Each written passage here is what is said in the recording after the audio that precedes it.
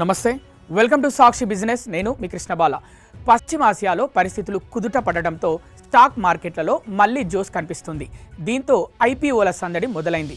చాలా వరకు ఐపీఓల్లో ఇన్వెస్ట్ చేయడం ద్వారా మెరుగైన రాబడి వస్తుంటుందని నిపుణులు చెప్తుంటారు. ఎక్కువగా ఇవి మంచి లిస్టింగ్ గెయిన్స్ నమోదు చేస్తుండటం ఇందుకు కారణం. గత కొంతకాలంగా పశ్చిమాసియా యుద్ధం నేపథ్యంలో భారత స్టాక్ మార్కెట్లు భారీగా పడిపోగా ఐపీఓల సందడి కొంచెం తగ్గింది. చాలా వరకు ప్రముఖ కంపెనీలు లిస్టింగ్ కోసం చూసినా మార్కెట్ పరిస్థితులు బాలేని కారణంగా వాయిదా వేసుకున్నట్లు వార్తలొచ్చాయి. అయితే ఇప్పుడు యుద్ధం ముగిసి అమెరికా ఇరాన్ మధ్య డీల్ కుదిరిన నేపథ్యంలో స్టాక్ మార్కెట్లలో జోష్ నెలకొంది.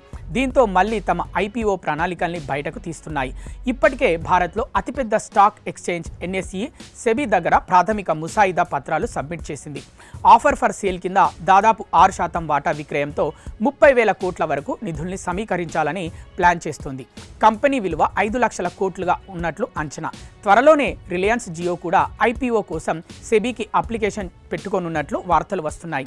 ఈ క్రమంలోనే ఇప్పుడు మరో అతిపెద్ద ఐపీఓ గురించి అప్డేట్ వచ్చింది. అదే ప్రభుత్వ రంగ అతిపెద్ద బ్యాంక్ ఎస్బీఐ మ్యూచువల్ ఫండ్స్ విభాగం అయిన ఎస్బీఐ ఫండ్స్ మేనేజ్మెంట్ లిమిటెడ్. భారత్లోనే ఇది అతిపెద్ద అసెట్ మేనేజ్మెంట్ కంపెనీ. ఇదివరకు మార్చి 19న ఇది డ్రాఫ్ట్ రెడ్ హెర్రింగ్ ప్రాస్పెక్టస్ సమర్పించగా తాజాగా సెబీ దీనికి ఆమోదం తెలిపింది. జూన్ 12నే అప్రూవల్ వచ్చినట్లు తెలుస్తోంది.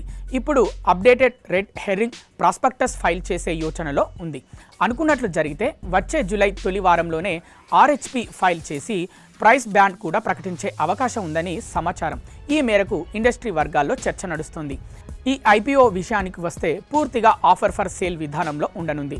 ఫ్రెష్ ఇష్యూ షేర్ల జారీ ఉండదు. ఓఎఫ్ఎస్లో భాగంగా 10% వాటా విక్రయించనున్నారు.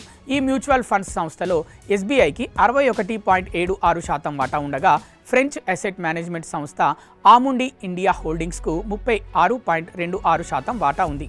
ఇక్కడ ఎస్బీఐ తన వాటాలో నుంచి 6.3% వాటాకు సమానమైన 12,83 లక్షల షేర్లను విక్రయిస్తుండగా ఆముండి 3.7% వాటాకు సమానమైన 7,54 లక్షల షేర్లు విక్రయిస్తుంది. సుమారు 13,000 కోట్ల వరకు నిధుల్ని సమీకరించాలని లక్ష్యంగా పెట్టుకుంది.